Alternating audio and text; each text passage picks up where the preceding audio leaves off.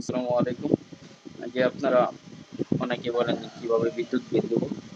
বিদ্যুৎ বিল দেওয়ার জন্য একটা ভিডিও দেওয়ার জন্য সেই উদ্দেশ্যে আপনাদের আজকে ভিডিওটা দেওয়া হলো। সর্বপ্রথম আপনারা এখানে বিদ্যুৎ বিল দেওয়ার জন্য আপনারা যা করতে হবে সর্বপ্রথম এখানে আপনি ইচ্ছা করলে যে এমনি এইগুলো টান দিয়া দেখেন দেখেন এখানে এই যে পে বিল অপশন আছে, পে বিল অপশনে যাবেন অথবা আপনার ইচ্ছা করলে নিচে দেখেন এখানে একটা রিচার্জ বাটন আছে একদম নিচে ব্যাক বাটন এখানে ওইখানে চাপ দিয়েও দিতে পারেন।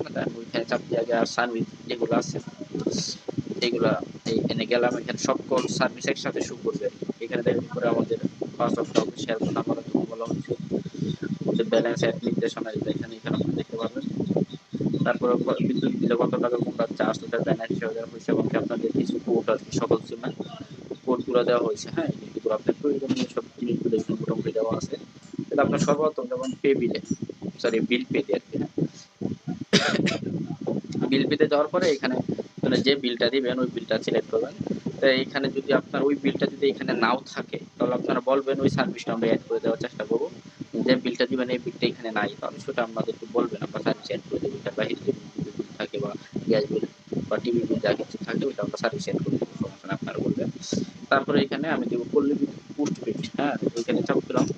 তারপরে এখানে বিল নাম্বার প্রথম দিবেন, দেখবেন কাস্টমার হিসাব নাম্বার একটা লেখা আছে, ওইটা আর কি বিল নাম্বার, ওইটা আপনি দিবেন। আমি দিলাম 10